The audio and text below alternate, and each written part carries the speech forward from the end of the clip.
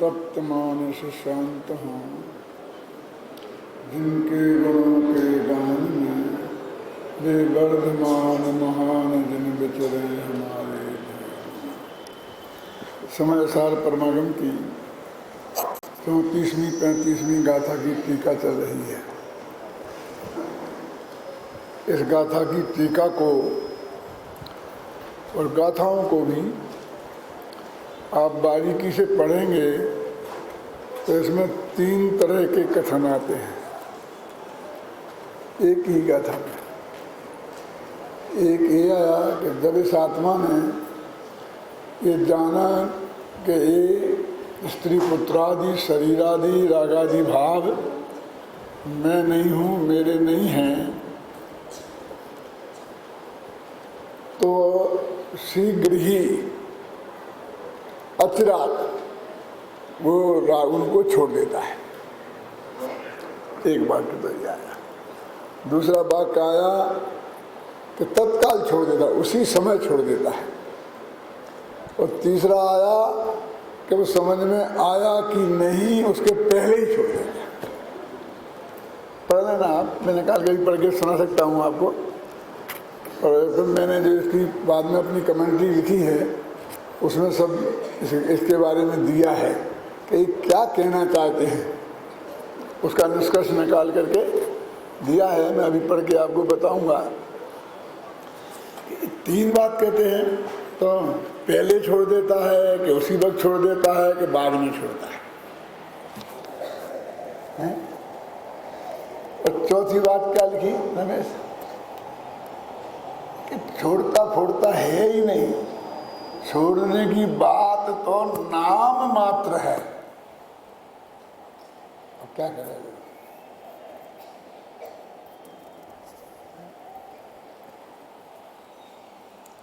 इसमें आपको लगता है कि क्या खेल है, हमको क्या समझ रखा है इनमें, एक क्षण अपनी बात पर टिकते नहीं हैं। और उसका दूसरा एंगल ये भी हो सकता है कि जो बात है वो कहने के लिए आचार्य देव को कितनी परेशानी हो रही है कि वो जो असली बात आप तक पहुंचाना चाहते हैं, ख्याल है ना, उन पहुंचाने के लिए उन्हें शब्द नहीं मिल रहे हैं कि वो भाव आप पकड़ लें, इसलिए शब्द बदल बदल करके वो बात कर रहे हैं। ये तो सोचने का तरीका है ना। क्या है वो समझते ही नहीं है, हम सबको बुद्धू समझते हैं, कभी कुछ कभी कुछ कभी कुछ, ये भी सोच सकते हैं। क्यों? मैं बोलता हूँ ना, पत्नियां 2 प्रकार की होती हैं, सुना होगा ना पहले आपने। नाम तो मैं उनके नहीं बता सकता हूँ, लेकिन उदाहरण से आपको समझा सकता हूँ कि जब पति दौड़ता दौड़ता शाम को घर आया तो पत्नी ने कहा रात हो रही, जल्दी बैठ, खाना तैयार है। कहने मेरे को भूख नहीं है, मुझे नहीं खाना है। रात हो जाएगी, जल्दी बैठो ना। कहने नहीं, मुझे नहीं खाना है। पहले फोन नहीं कर सकते थे, अब खाना कौन खाएगा? मोबाइल है, सब साधन है, समझ में नहीं आता है। हम कितना परेशान हुए हैं। और दूसरी कहती क्यों, क्या बात है, तबीयत तो ठीक है, कहीं खाके तो नहीं आए? कहने नहीं, तो क्या बात है फिर, तो तबीयत तो ठीक है ना। तो जो पहले प्रकार की पत्नियां हैं उन्हें मैं बोलता हूँ वे भोजन की पत्नी है, और दूसरे प्रकार की जो पत्नियां हैं वे पति की पत्नी है। क्या मतलब? तो क्या जब उनने ये कहा कि मुझे खाना नहीं है तो उसे ये चिंता हुई कि इनकी तबीयत तो ठीक है, कहीं गड़बड़ तो नहीं हो गई है, ये तो पति की पत्नी है। भोजन का क्या होगा इस देश में ये चिंता करने की बात है। कितने लोग हैं जो रात को भूखे ही सोते हैं, फिर पशु हैं, पक्षी हैं, मतलब क्या कौन कौन कितने हैं। क्यों? कि भोजन का क्या होगा, ये कोई प्रॉब्लम है, ये समस्या है। लेकिन उनको जिसको भोजन का क्या होगा ये चिंता होती है, तो वो वास्तव में उसे पति की चिंता नहीं है। खाएं तो ठीक, नहीं खाएं तो ठीक, क्या फर्क पड़ता है? एक दिन नहीं खाएंगे तो अकल ठिकाने आ जाएगी, दूसरे दिन तो अपने आप खाएंगे। क्यों? पत्नियों की अकल ठिकाने लगाने का काम पत्नियों का ही है, और तो कोई लगा नहीं सकता है। क्यों? मेरे कहने का तुम्हारा विकल्प जाल किधर को जा रहा है? आचार्य देव अपना शुद्धोपयोग छोड़कर अत्यंत करुणा करके तुमको ये बात समझाने की कोशिश कर रहे हैं, और तुम तक वो बात पहुंच नहीं रही है, इसलिए वे शब्द बदल बदल करके और तुम्हें समझा रहे हैं। उनने कहा कि देखो जल्दी छोड़ देता है, पहला अर्थ कर रहा हूँ, समझना पालचंद जी साहब। हाँ तो जल्दी ही है ना, 1 लाख 2 लाख वर्ष में छोड़ देना तो जल्दी ही है ना, क्योंकि अनंत काल के में 1 लाख 2 लाख वर्ष क्या होते हैं? 33 सागर में भी छोड़ दे तो जल्दी ही है। क्यों? अब सर्वार सिद्धि में जाके फंस गए। क्यों? अब 33 सागर तक नहीं छोड़ सकते हैं, तो जल्दी का क्या अर्थ है? अचिरात, चिरकाल नहीं लगाएगा। तो चिरकाल का अर्थ क्या होता है? यह आत्मा चिरकाल से संसार में है भ्रम रहा, तो चिरकाल तक ही भ्रमता रहेगा। तो चिरकाल का अर्थ तो अनादि अनंत होता है, और चिरकाल का विरुद्ध होता है अचिरकाल। तो कितने अचिरकाल हो सकते हैं? तो उनके ये बात पहुंची नहीं। अब ये तो लाखों वर्षों की बात करने लग जाएंगे। नहीं नहीं, बिल्कुल जल्दी, बहुत जल्दी, बहुत जल्दी। लोग कहते हैं ना कि आप लोगों को सम्मत दर्शन हो गया ना, तो आप लोग यहाँ कोई मुनि क्यों नहीं बनता, छोड़ते क्यों नहीं है? तुम्हारे अमृतचंद ने तो लिखा है कि वो जल्दी छोड़ देते हैं, कि तुम्हारी जल्दी कब आएगी? क्यों? तो उन्होंने कहा नहीं, तत्काल। तत्काल माने होता है उसी समय, सेकंड में समय नहीं होता ना, उसी समय छोड़ देते हैं। माने काल भेद नहीं है। फिर भी जो तत्काल में भी, हाँ तत्काल माने ठीक है, 2-4 दिन तो चलता है। हमारा तत्काल भी लंबा हो गया, तभी वो एक ही समय का था। हो गया कि नहीं हो गया? आपका फोन आया और हम तत्काल चले आए। अरे भाई उसके बाद जब गाड़ी मिली होगी, फिर मिला होगा, अभी 24 घंटे तो लगे ही गए ना। क्यों? उसी को तत्काल कहते कि नहीं कहते हैं? तो उन्होंने कहा इनकी समझ में नहीं आ रहा। तो उन्होंने कहा कि दृष्टि पुरानी ना पड़े, दृष्टांत की दृष्टि जब तक पुरानी ना पड़े उसके पहले ही छोड़ देता है। जयचंद जी छाबड़ा ने भी यही अर्थ किया है, देख लेना, मैंने भी यही अर्थ किया है। क्या है? जब तक दृष्टि पुरानी ना पड़े, ख्याल में है ना, और उसके पहले ही भगवान आत्मा छोड़ देता है। अब पहले छोड़ता है कि बाद में छोड़ता है कि उसी समय छोड़ता है कि 1000 वर्ष बाद छोड़ता है? अब नक्की तो करो कि क्या है। तो वस्तु स्थिति तो ऐसी है, इन्होंने उदाहरण दिया ना, वो धोबी का, वो बनारसी दास ने बहुत अच्छा छंद लिखा है उस पर, और शायद लेकिन इसमें देखिए उनके शब्द, देखिए आचार्य के, आचार्य अमृतचंद के शब्द देखो। जिस प्रकार कोई पुरुष धोबी के घर से भ्रमवश दूसरे का वस्त्र लाकर उसे अपना समझकर ओढ़कर सो रहा है और अपने आप ही अज्ञानी हो रहा है, किंतु जब दूसरा व्यक्ति उस वस्त्र का छोर पकड़कर खींचता है और नंगा कर कहता है कि तू शीघ्र जाग, सावधान हो, यह मेरा वस्त्र बदले में आ गया है, अतः मुझे दे दे, तब बारंबार कहे गए इस वाक्य को सुनता हुआ उस वस्त्र की सर्व चिन्हों से भली भांति परीक्षा करके अवश्य यह वस्त्र दूसरे का ही है, ऐसा जानकर ज्ञानी होता हुआ उस वस्त्र को शीघ्र ही त्याग देता है। इस संस्कृत में उन्होंने भाषा बनाई, अक्षर अक्षर अनुवाद है इसमें, है ना। कब वस्त्र का छोड़ पकड़ कर एकदम खींचता है, ख्याल में ना।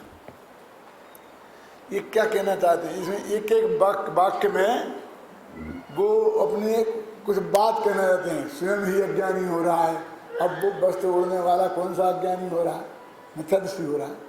कोई सम्य दृष्टि भी तो ऐसा कर सकता है ना। तो वहां पर जो अज्ञानी लेना, वो वस्त्र दूसरे का था व्यवहार नय से,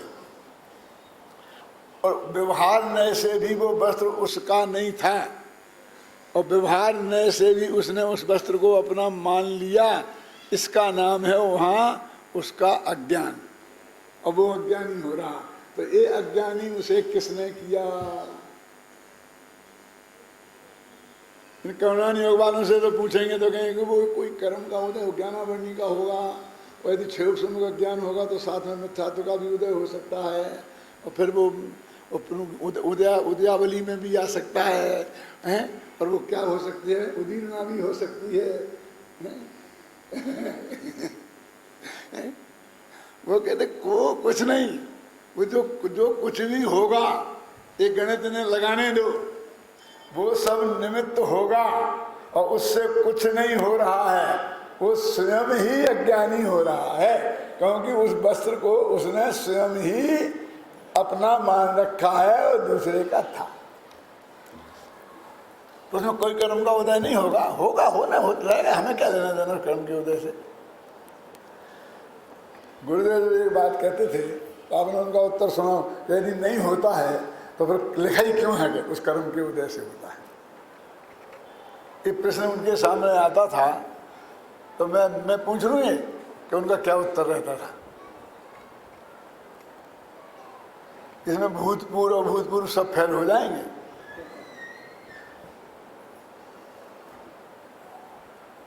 निमित्त का ज्ञान कराया है, बोले क्या कह रहे हैं कि वो निमित्त का ज्ञान कराया है कि कर्म का उदय इसमें निमित्त है। तो ये निमित्त का ज्ञान कराने की क्या जरूरत थी? जो इतना बड़ा पोथन ने तुम्हें खड़े कर दिए, समय सार के भी पहले लिख कर, क्यों सचखंडागम, उस निमित्त का ज्ञान कराना इतना क्या जरूरी था? क्या निमित्त का ज्ञान कराया है क्या? क्यों समझना, अब मैं थोड़ा न्याय शास्त्र से बताता हूँ आपको कि ये जो परिणाम हुआ है वो तो उसके ज्ञान का ज्ञेय बन रहा है। अपन कहते हैं वो सूक्ष्म है, कहते ना, और कर्म का उदय जो भी पुद्गल की पर्याय है वो मूर्त है, तो इसलिए वो है स्थूल। ऐसी हमारी जगत की मान्यता है। आचार्य कहते हैं ऐसा नहीं है, ये राग भाव स्थूल है और वो कर्म का उदय सूक्ष्म है, क्योंकि हमारे ज्ञान का ज्ञेय बन रहा है और कर्म का उदय हमारे ज्ञान का ज्ञेय नहीं बन रहा है। ये हमारे प्रत्यक्ष ज्ञान का ज्ञेय बन रहा है, ये हमारे अनुभूति का विषय बन रहा है, और उसके सत्ता हमने अनुमान से जानी है। निमित्त का ज्ञान, निमित्त है वो, हमें नहीं दिखता वो कर्म भरम। और अनुमान भी, घबराना नहीं जरा, आगमाश्रित है। अभी थोड़ी समझते हैं, न्याय की भाषा समझते हैं, तो हमारे पर समझने वाले 500 बहुत हैं। ये भूतपूर्व सब आ गए, ये मौजूद हैं। क्यों?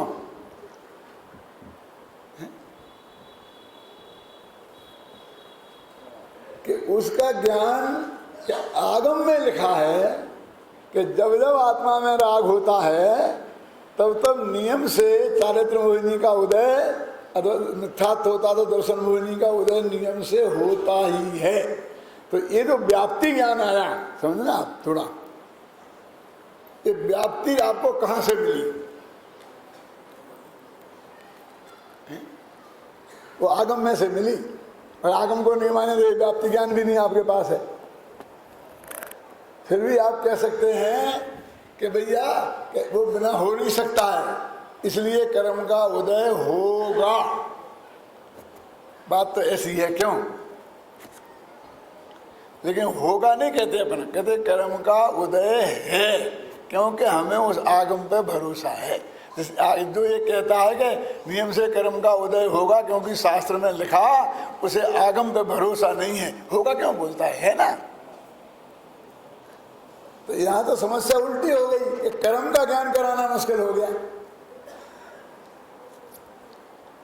और जो अंदर में अज्ञान है, राग है, एकत्व बुद्धि है, कर्तृत्व बुद्धि है पर में, वो तो साफ निकल झलक के में आ रही सामने, हमारे और तुम्हारे भी। कि जो मैं आगे बोलता मैंने ऐसा किया, मैंने ऐसा किया, हूँ करूँ, ये अज्ञानता, तो ये तो 100 और पर दोनों के ज्ञान में आ रही है, तो स्थूल कौन हुई? जो सहज भाव से ज्ञान में आ रही हो उसे स्थूल बोलते हैं। तो वो कोई कर्म है जिसका उदय गारंटी से होगा इस समय। ये हमने काय से जाना? अनुमान से।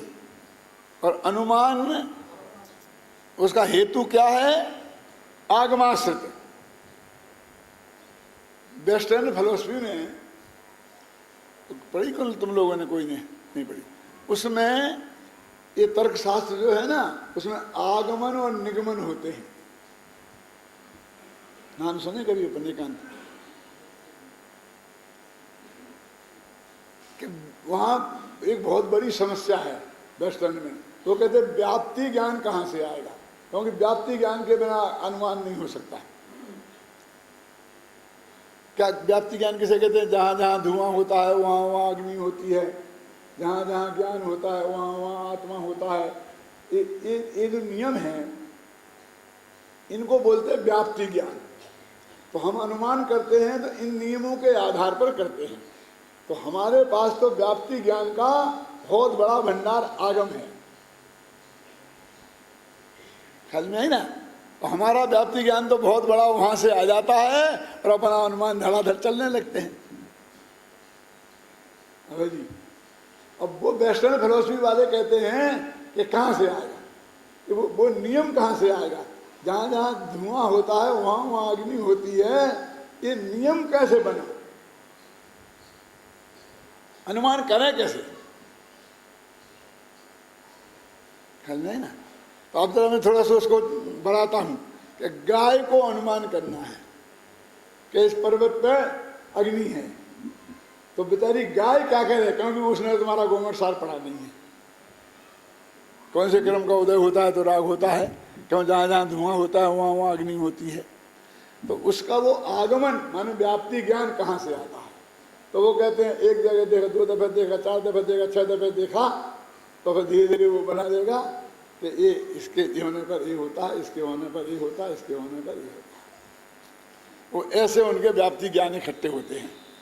अब वो कहते हैं जब ऐसे जो व्याप्ति ज्ञान इकट्ठे होते हैं दादा, तो वो ऐसा भी तो हो सकता है ना कि यहाँ एक जयपुर में है, यहाँ से 25 किलोमीटर दूर एक आदमी स्कूल में मास्टर है, एक विद्यार्थी, और एक इस 25 किलोमीटर दूर इधर मास्टर है, समझना।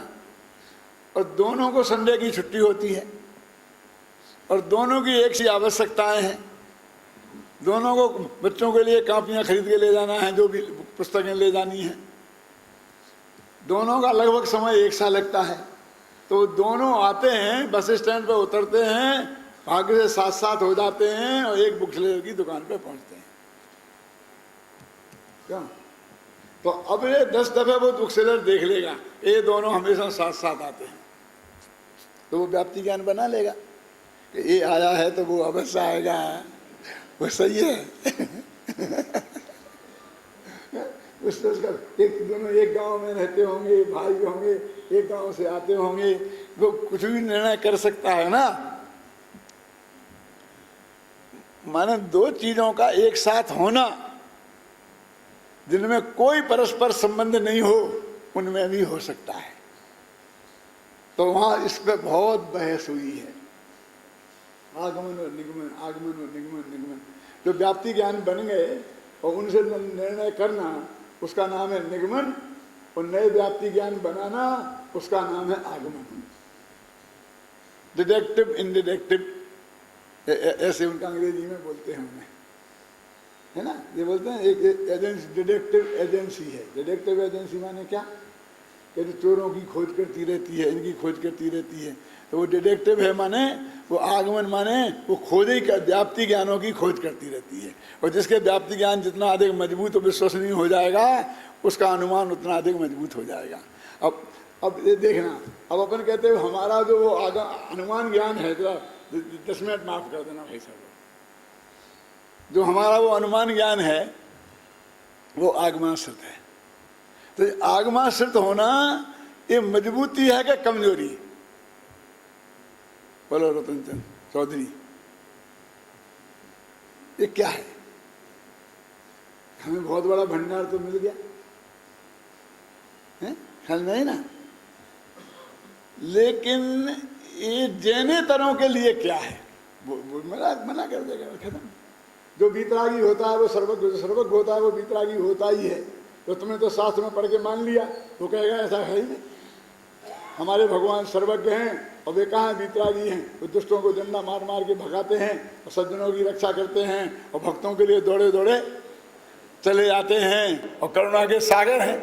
वो नहीं माने, उसके लिए क्या करोगे तुम? ये तुम्हारा व्याप्ति ज्ञान फैल हो जाएगा।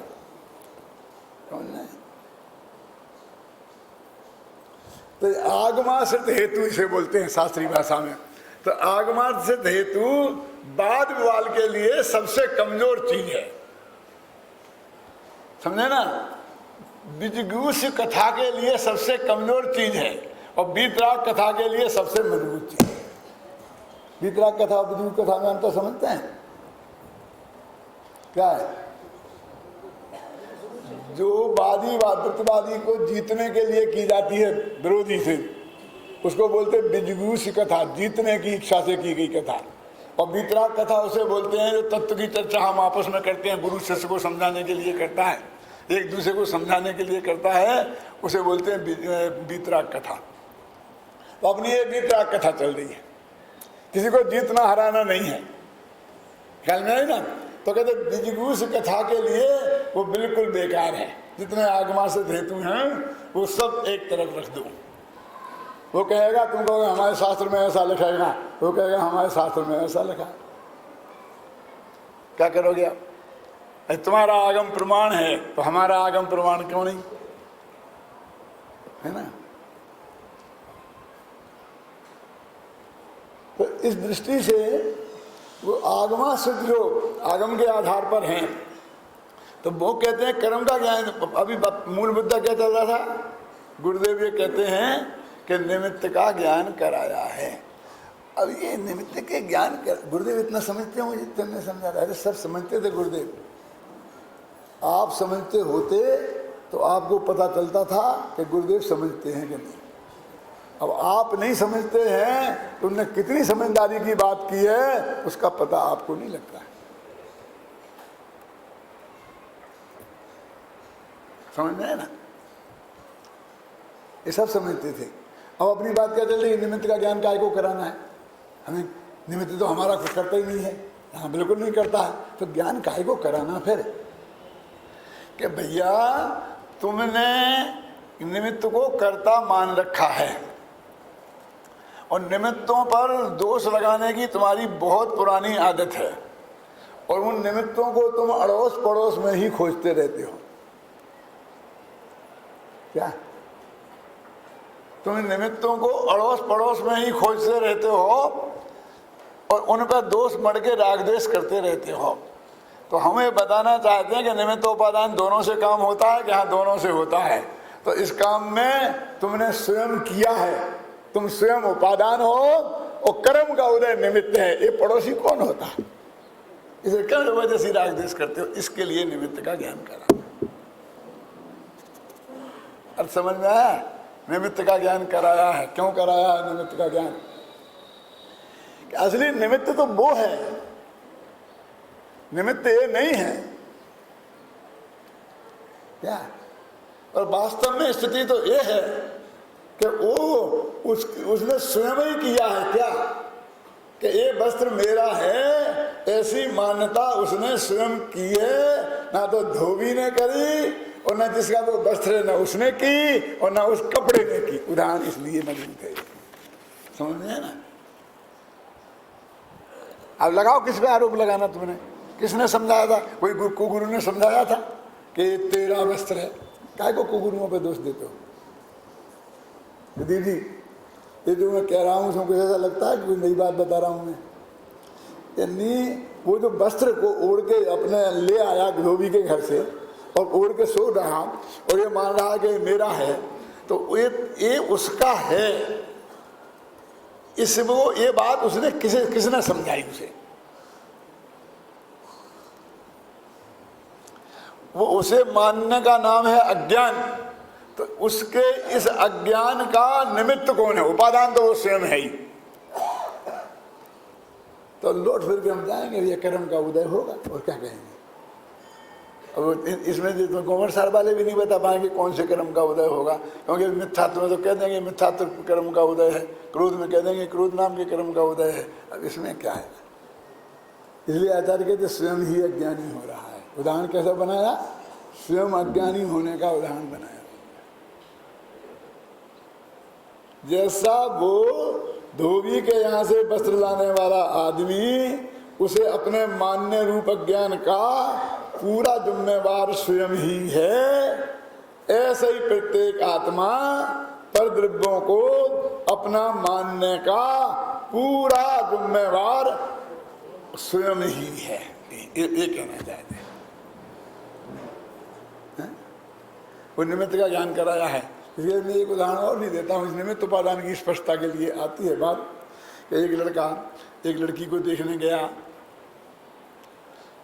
कोई लड़का किसी लड़की को देखने जाता है तो एक सेकंड में 99% डिसीजन हो जाता है कि मुझे पसंद है कि नहीं, शादी करना है कि नहीं करना। उसमें कोई बरसों नहीं लगते, महीनों नहीं लगते हैं, घंटों भी नहीं लगते हैं। पर जैसे कहते हैं ना कि वो प्यार किया नहीं जाता है, हो जाता है, और वो पहली ही निगाह में बड़ी बड़ी बातें की जाती हैं ना, क्या था क्या हेतु है, हमने तो देखा भैया, तो हमें तो कुछ लगा ही नहीं कि इसमें ऐसे लाभ लाभ लाभ कुछ है क्या, जो कुछ साधारण है, कुछ दम ही नहीं है। और फिर कैसे हो गया कि तुम क्या जानो? ये तो वही जानता है जिसे होता है। क्यों? तो वो गया देखने और उसने डिसीजन कर लिया, लेकिन वो बोलता नहीं है कि क्या डिसीजन किया, क्योंकि आज के लड़के बहुत होशियार हो गए हैं। वो समझते हैं कि यदि मुझे पसंद तो है नहीं ये लड़की, और एक कह दिया कि मुझे पसंद नहीं है, तो अभी का चाय पानी संकट में पड़ जाएगा। ऐसा कहने वाले को कौन पिलाएगा? फिर लड़की उसे चाय पानी लेके आएगी क्यों? तो यहाँ से सुरक्षित वापस लौटना है तो कुछ मत कहो, और कदाचित पसंद आ गई हो तो फिर तो कह देगा ना, क्यों?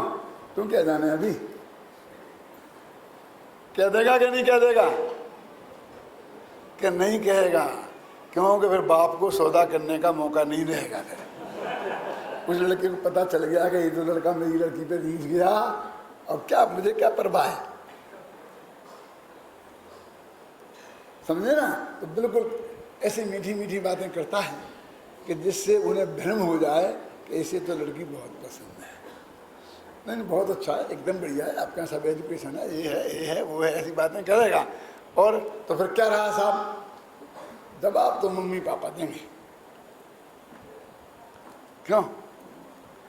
ऐसा कह के चला जाता है। वो समझता बस हो गया, सब जाएंगे घर पे जाके मम्मी पापा से कह देंगे, हम फोन करेंगे तो मम्मी पापा का जवाब आ जाएगा, तो लड़की पसंद आएगा तो हमें क्या देखना, काम हो जाएगा। अब वो वहाँ से निकला, एक सेकंड समझना, और पड़ोस में उसका कोई दोस्त रहता था, तो वो पड़ोस में अपने दोस्त के यहाँ मिलने चला गया, क्योंकि दोस्त को पता चलेगा कि यहाँ आया था और मैं उससे मिला नहीं तो फिर मेरा मुश्किल हो जाएगा। दोस्त के यहाँ चला गया, वहाँ भाग्य से दोस्त था नहीं, गया होगा बाहर, तो 2 मिनट खड़ा रह करके कह के आया नहीं है, क्या देना, प्रदीप आया था, सुदीप आया था, जो भी हो क्या, और वो चला गया।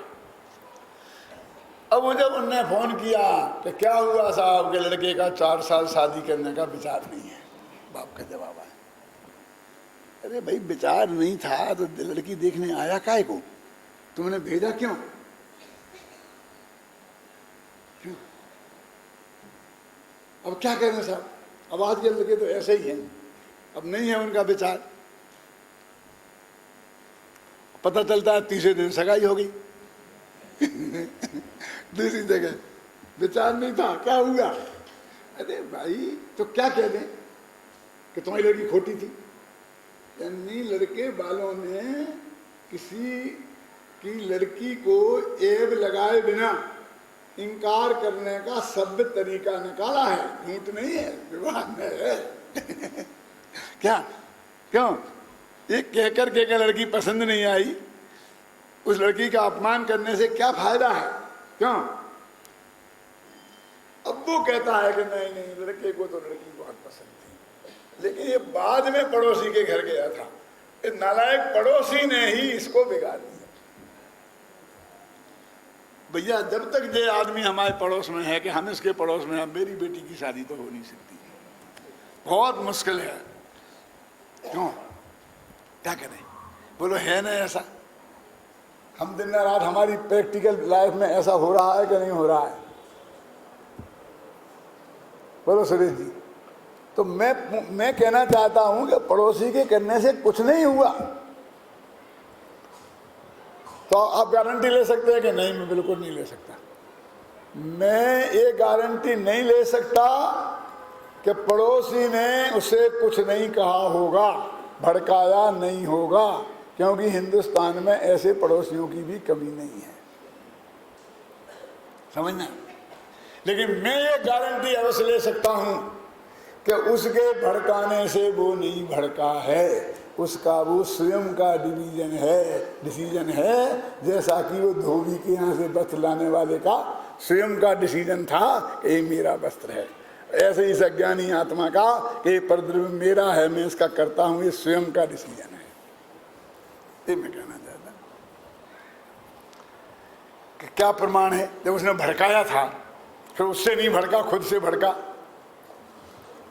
क्योंकि मैं इन लड़कों के स्वभाव को जानता हूं। कि क्या स्वभाव जानते हो तुम? कि जो लड़की इन्हें पसंद आ जाती है तो उस पड़ोसी का भड़काना तो क्या, माँ बाप भड़काए तो भी नहीं भड़कता, माँ आंसुओं की धारा बहा बहा करके परेशान हो जाए तो भी नहीं पिघलता, बाप संपत्ति से बेदखल कर दूंगा तो भी नहीं डरता। क्यों? सारी दुनिया एक तरफ हो जाए, जाति बाहर कर दिए जाओगे तो भी नहीं डरता। ऐसे हजारों उदाहरण पुराणों में भरे पड़े हैं, इतिहास में भरे पड़े हैं, और गली गली में आज भी देखने को मिल जाएंगे। क्यों? चेलना का क्या हुआ था? चेलना पर जो सैनिक कर्णी थे, अंजना पर पवनज्जय, एक भविष्य में तीर्थंकर होने वाले हैं, एक उसी भविष्य में मोक्ष जाने वाले हैं। क्या हुआ इनका?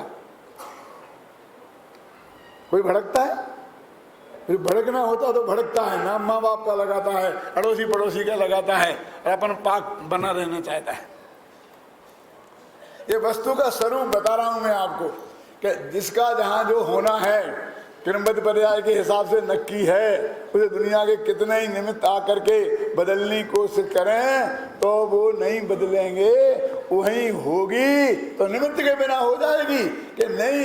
वो जो ये कहेगा कि ये बहुत बढ़िया है, उसे निमित्त कह देंगे हम बस, और वो भड़काने वालों को एक को भी निमित्त नहीं कहेंगे। समझ में आया कि नहीं आया?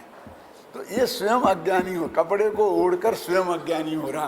वो स्वयं शब्द में कितनी ताकत है, ख्याल में आई ना? और कर्म का उदय होगा तो होगा। अब फिर दूसरी बात कहते हैं कि वो तत्काल छोड़ देता है कि बाद में छोड़ता है। देखो अब फिर मैं इसके विरुद्ध आपको भाषा बताता हूँ। इसमें ऐसा लगा पहले देखो, इसलिए यह सिद्ध हुआ कि पहले जानता है वही बाद में त्याग करता है। अब पहले और बाद लिखा, तुम कहते एक काल कैसे है? क्या कि तुम्हें हिंदी अनुवाद हम तुम्हारा भरोसा नहीं करेंगे? मत करो, ऊपर संस्कृत देखो। या तो ये पूर्वम जानाति सा एव पश्चात प्रत्याचष्टि। अब क्या करें, ये तो पहले और बाद में लिखा, तुम कहे तत्काल क्यों? प्रॉब्लम समझ में आई कि नहीं? क्या लिखा? पहले जानता है और बाद में त्यागता है। कि भैया ये पहले और बाद काल के भेद के लिए नहीं लिखा, कार्य कारण बताने के लिए लिखा। युगपद होते हु प्रकाश दीपक ते होई, तो पहले दीपक होता है बाद में प्रकाश। लेकिन भाषा तो ऐसी ही बोली जाती है कि दीपक से प्रकाश हुआ, ये पहले बाद ऐसा है। बोलो बाद पहले बाद भी लिखा है, और हमें तुम के तत्काल छोड़ देता है। अब चक्रवर्ती ने स्त्री को, पुत्र को, मकान को, जायदाद को, शरीर को, राग को, सबको अपना जानना छोड़ दिया था ना, अपना मानना भी छोड़ दिया था ना। मैं उसका करता धरता नहीं हूँ, ये भी पक्का नक्की हो गया था कि नहीं होता, तो छोड़ा तो है ही। और तेरे कहीं तत्काल छोड़ देता है क्यों? लाखों वर्षों तक नहीं छोड़ा। एक व्यक्ति 8 वर्ष की उम्र में चक्रवर्ती हो सकता है, और 1 कोटि पूर्व की उसकी आयु हो सकती है, और एक अंतर मुहूर्त पहले वो दीक्षा ले, ऐसा भी हो सकता है। तो 8 वर्ष 1 अंतर मुहूर्त कम तक वे नक्की हो जाने के बाद अब वो नहीं छोड़े, फिर तुम्हारा तत्काल कह दिया गया, तत्काल छोड़ देता है क्यों? तो थोड़ा इन करुणानियोग वालों की शरण में चलें अब, कि भैया वो अनंतानुबंधी राग उसके साथ ही तत्काल उसी समय छूट जाता है। तो हम तो उसको छोड़ना मानते हैं, ये चीज ऐसी लेके हम तुम्हें दे देंगे, इसका नाम छोड़ना नहीं मानते हैं। देख इस समय साल में तेरे को देना है, ले जाना, तेरी जिम्मेवारी है, ले जाना। मैं तेरे को नहीं तलाशता फिरूंगा। बोलो ये मेरा छूटा कि नहीं छूटा?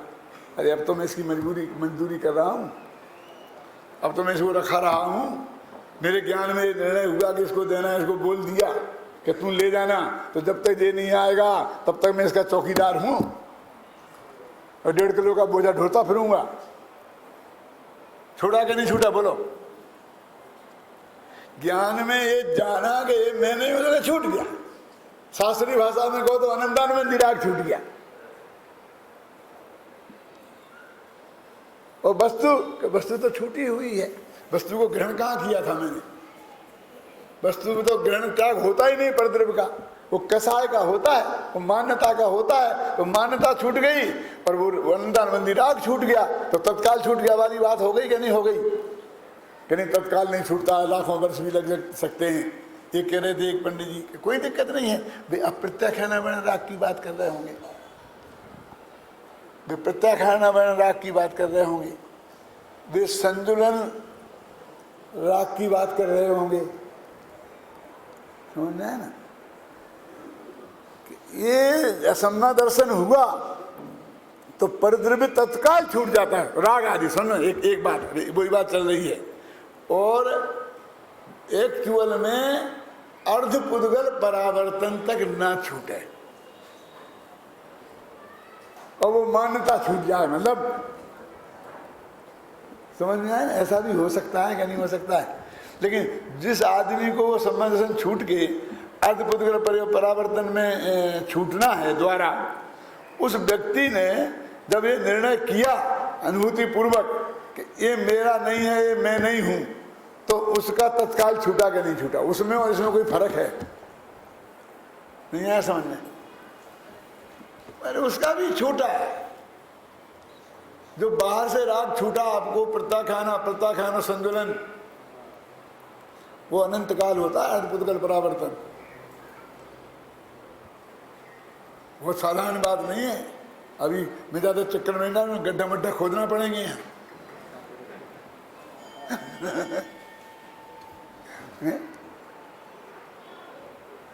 कहने बहुत लंबा काल है, तो भाई कितनी अपेक्षाएं हैं।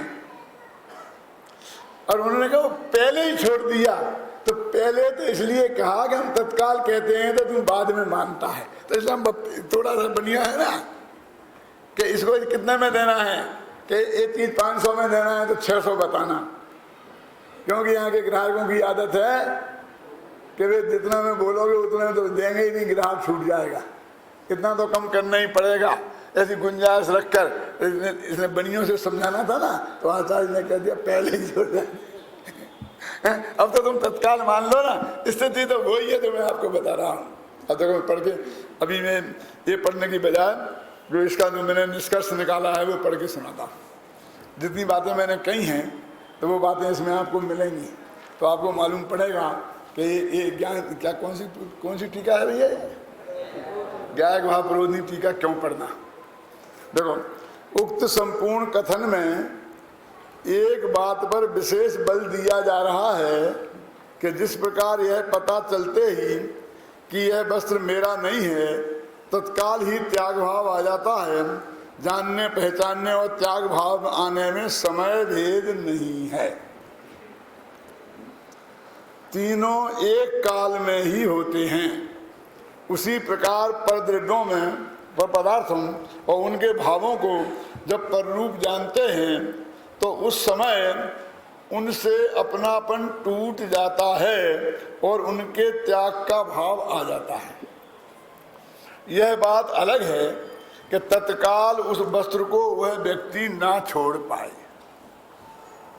ये तो चदरा है, यदि लुंगी होती तो और लंगोटी होती तो, धोबी के यहाँ बदल कर चदरा आ सकता है तो लुंगी और धोती भी तो आ सकती है। देखो इसमें नंगी क्रियमाण शब्द संस्कृत में पढ़ा है, नंगा करके। तो हम क्या समझते हैं, नंग दिगंबर का नाम नंगा है। ये हम चड्डी पहने बैठे हों तो भी लोग यही कहते हैं कि नंगे बैठे। आप समझ गए ना, हम चड्डी बनियान पहन के सो रहे हों और चदरा उड़ के, तो उसको चदरा को हम उठाएंगे तो उसे नंगा करना ही कहते हैं। इतना ये समझना, इसलिए वो उस आगे बढ़ने की जरूरत नहीं है कि अब वो उसने चदरा खींचा। ये आगे तो ऐसा लगा, रे दुरात्मन ए आत्मपंसन, वो तो उतना ही कहा कि भैया ये तुम ले आए हो, गर्मी से कहा, ऐसा नहीं ये चदरा मेरा है, थोड़ा जल्दी मेरे जाना है, लेना है। उसका है तो कहेगा नहीं, क्योंकि परेशान हुआ बेचारा, धोबी के यहाँ गया। इससे एक बात पता लगती है अभय कुमार जी कि 1000 वर्ष पहले धोबी अपने घर कपड़ा देने नहीं आता था।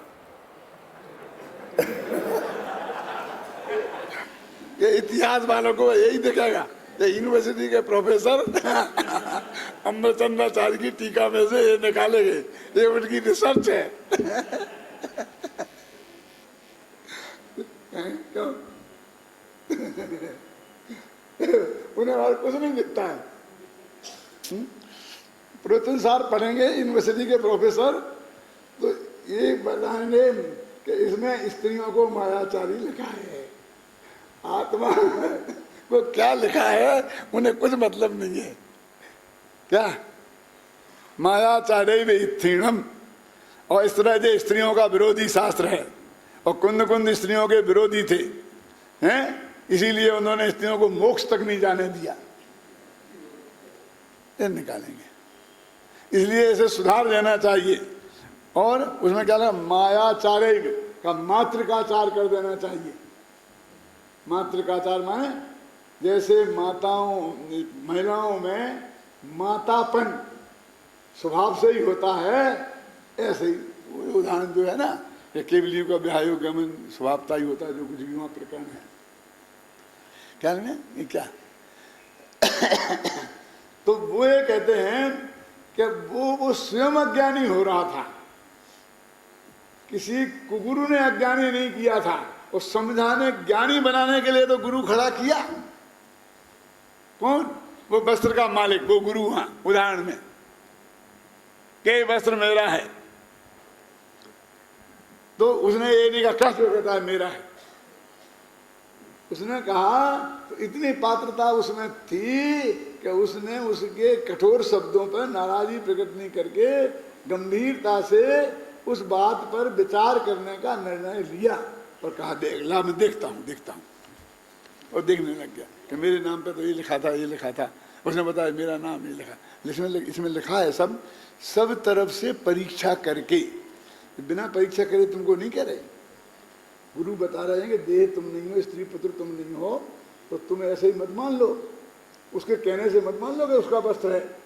तो तुम वस्त्र की परीक्षा करी उसने, उससे लड़ा भी नहीं, आचार्य को भला बुरा भी नहीं कहा कि हमारी इतनी सुंदर पत्नी को, इतनी आज्ञाकारी पत्नी को पर कह रहे हो, अब दोबारा मत कहना, अब कहा सो कहा, नहीं तो मेरे से बुरा कोई नहीं होगा, वरना मेरे से बुरा कोई नहीं होगा। वरना क्यों, अभी भी तेरे से बुरा कौन है?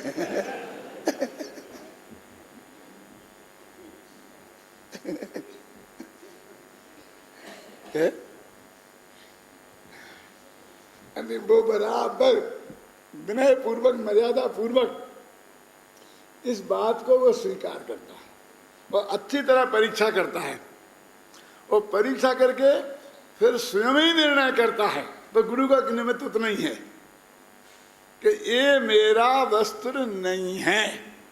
अब मुद्दे की बात है। अब ये कहते हैं कि अब ये नक्की हुआ और पक्का भरोसा हो गया, नक्की हुआ में ज्ञान हुआ और ज्ञान श्रद्धा हो गई। वो अनुभूति पूर्वक हुई, वही अनुभूति है यहाँ क्या। तो अब वो तत्काल छोड़ देता है। तो क्या करे, ले जाओ उतार के छोड़ दे, लंगोटी पहन के खड़ा हो जाए, भाई साहब गलती हो गई, माफ करना, अब ये मैं धुलवा कर कल आपके घर पहुंचा दूंगा, ये आपका है, बिल्कुल नक्की है, पक्की है, लेकिन थोड़ी मेरी इज्जत का ख्याल रखो। क्यों, ऐसा हो सकता है ना। ऐसे इस ज्ञानी के भी हो सकता है कि हमने जान लिया स्त्री पुत्र मकान जायदाद रुपया पैसा नगर देश गांव शरीर राग देश कोई मेरा नहीं है, मैं बिल्कुल अलग हूं, लेकिन अब थोड़ी मोहलत दे दो। थोड़ी माने 2-4 लाख वर्ष की हुआ है ना। सम्यक दर्शन होने के बाद में 33 सागर तक नहीं दिया, और जिसका वस्त्र था वो मान लिया। अरे क्या बात है, आपको दिक्कत है और दूसरा चतरा नहीं हो, इज्जत जाने का सवाल हो, तो आप जिंदगी भर पहनो, मेरे पास चदरों की कमी नहीं है, लेकिन इतनी बात नक्की है, ये चदरा आपका नहीं है, मेरा है। साहब ये तो मैं हाथ जोड़ के मानता हूं कि तुम सम्यक दृष्टि हो। क्या ये मानने के साथ वो अनंतानुबंधी राग भी छूट गया, वो त्याग हो गया। कहते हैं वो त्याग नहीं हुआ ऐसा भी नहीं है, कुछ भी नहीं हुआ हो ऐसी बात भी नहीं है, पूरा हो गया हो ऐसी बात भी नहीं है। तो कह सकते कथनचित छूटा कथनचित नहीं छूटा, उसमें क्या दिक्कत है बोलिए।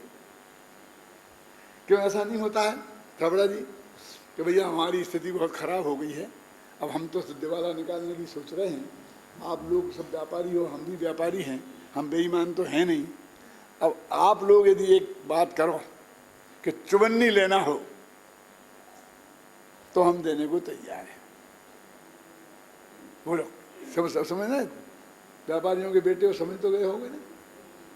जब ऐसी पोजीशन आती है तो वो कहता मैं तुमको 1 रुपया दिया ना, देना है तुम्हारे 1 लाख देना है तो 25,000 दूंगा, और तुमको लिख के देना पड़ेगा, पूरा मिल गया।